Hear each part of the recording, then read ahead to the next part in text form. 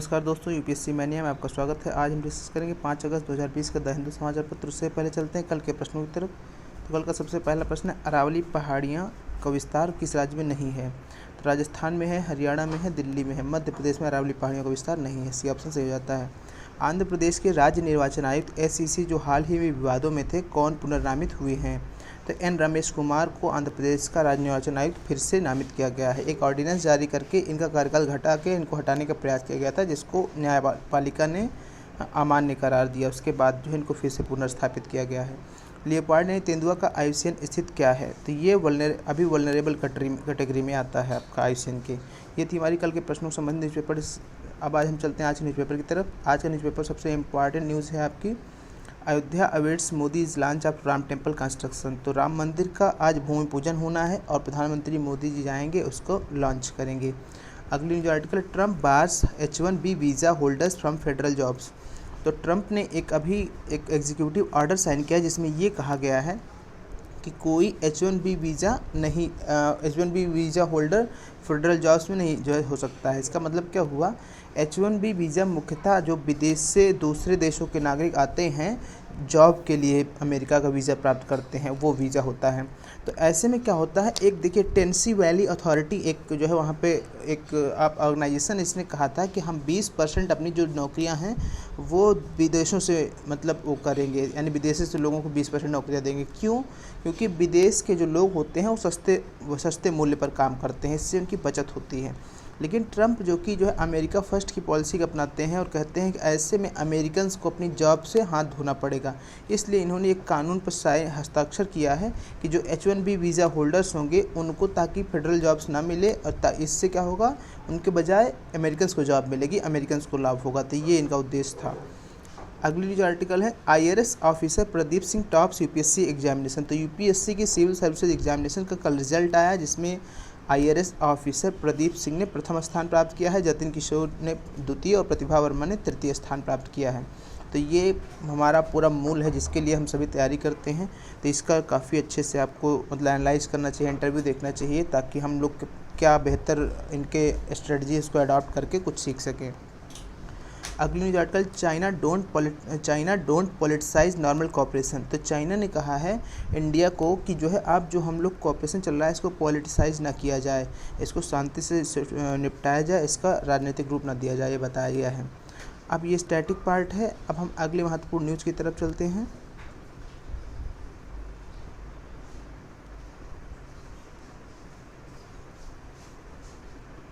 अगली important news है, Kashmir under curfew ahead of anniversary.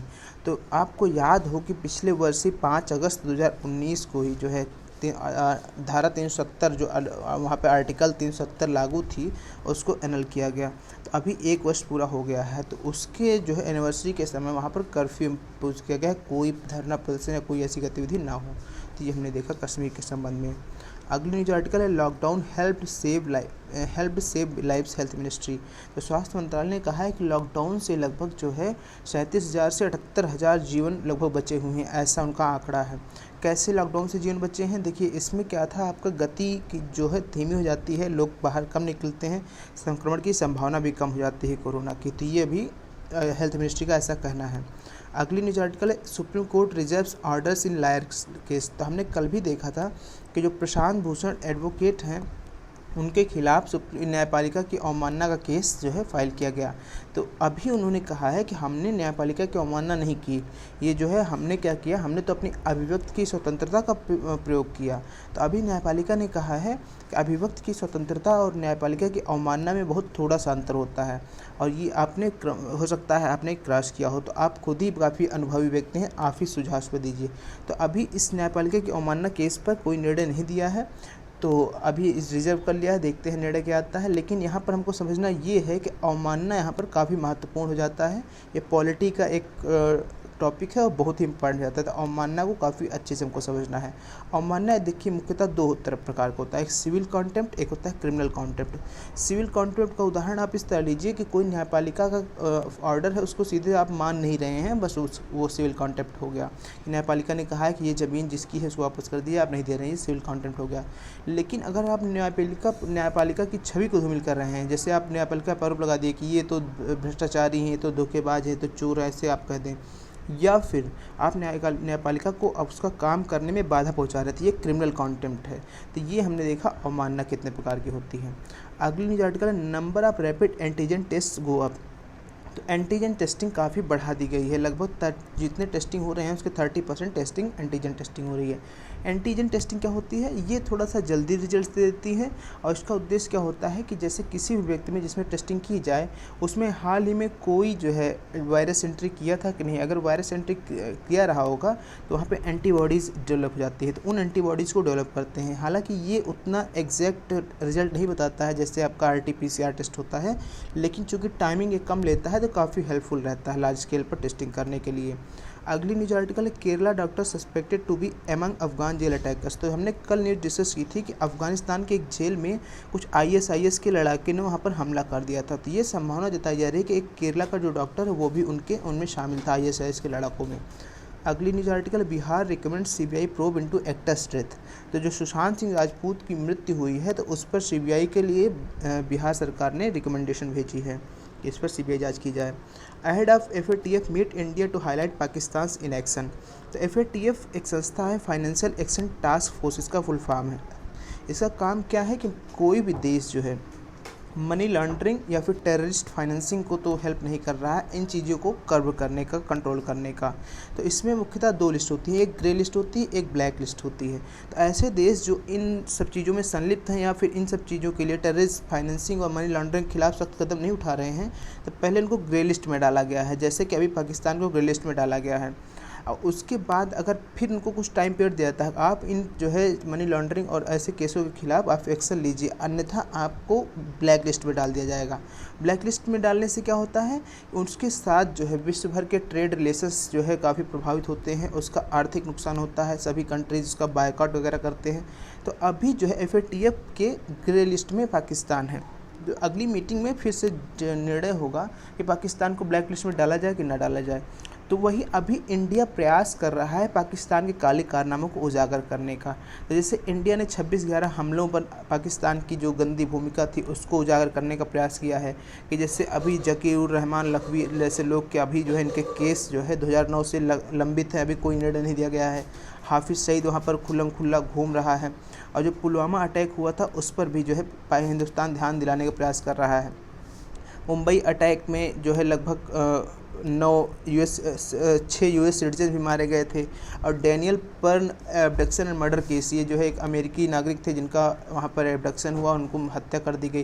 तो ऐसे कई मामले देखने को मिल रहा है। तो इससे स्पष्ट होता है टेररिज्म के खिलाफ पाकिस्तान अच्छे कठोर कदम नहीं उठा रहा है, तो इसको ब्लैक लिस्ट में डाल दिया जाता है। ये इंडिया का प्रयास है। तो FATF का जो हेडक्वार्टर्स है वो पेरिस में है, फ्रांस की राजधानी पेरिस में है। ये जो कि OECD के सेक्रेटेरिएट में काम करता है, organisation for economic cooperation and development. तो ये हमने जाना FATF के बारे में। Pakistan map and absurd exercise says India. तो पाकिस्तान ने एक नया मैप जारी किया है जिसमें उसने जम्मू कश्मीर, लद्दाख और गुजरात के जो जूनागढ़ क्षेत्र वगैरह था उस सबको अपने मानचित्र में दिखाया है, जिसकी भारत ने कड़ी आलोचना की है। ये मैप डिप्लोमेसी जो आप देख रहे होंगे, चाइना करता ही था, नेपाल करता ही था, नेपाल ने भी अपना मैप नया निकाला, अब पाकिस्तान ने भी इसका काम किया है। 24 मिलियन में drop out of school due to pandemic, United Nations. संयुक्त राष्ट्र संघ ने आंकड़ा बताया है लगभग 24 मिलियन यानी 240 लाख जो है बच्चे इस कोरोना महामारी की वजह से हो सकता है स्कूल से बाहर चले जाएं, और सबसे ज़्यादा प्रभावित इनमें से महिलाएं हो सकती हैं। जो बालिकाएं पढ़ती हैं वो लड़कियां काफ़ी और प्रभावित होंगी, ये बात बताई गई है। अगली न्यूज आर्टिकल है army to convene selection board for women personnel. तो अभी आर्मी ने जो वीमेन पर्सनल है, वीमेन अधिकारियां हैं आर्मी में, उनको परमानेंट कमीशन के लिए एक स्पेशल सिलेक्शन बोर्ड का गठन कर दिया है। तो वीमेन पहले शॉर्ट सर्विस कमीशन कमीशन के लिए ही केवल अप्लाई कर सकती थी, यानी 10 से 15 साल तक के लिए ही अधिकतम नौकरी वो रह सकती थी आर्मी में। लेकिन उसके बाद उन्होंने केस फाइल किया और सुप्रीम कोर्ट ने जजमेंट दिया कि भाई जब महिलाएं क्यों पीछे हैं, महिलाओं को भी परमानेंट कमीशन दिया जाना चाहिए। इसके बाद 23 जुलाई को डिफेंस मिनिस्ट्री ने एक ऑर्डर जारी किया जिसमें उन्होंने कहा कि हम जो है महिलाओं को भी जो है परमानेंट कमीशन देंगे। जिन 10 स्ट्रीम्स में अभी काम कर रही हैं उन सभी 10 स्ट्रीम्स में उनको परमानेंट कमीशन का अवसर मिलेगा। तो अभी जो है एक सिलेक्शन बोर्ड का गठन कर दिया गया है जो इन वुमेन पर्सनल्स को छांटेगा कि कौन से परमानेंट कमीशन के लिए एलिजिबल है, और उनको जो शॉर्ट सर्विस कमीशन के वीमेंस हैं और जो इच्छुक हैं जिन्होंने अप्लाई किया है और जो काबिल हैं उनको परमानेंट कमीशन के लिए रिकमेंड कर दिया जाएगा। ये थी। अगले हम इंटरनेशनल न्यूज़ के संबंध में देखेंगे।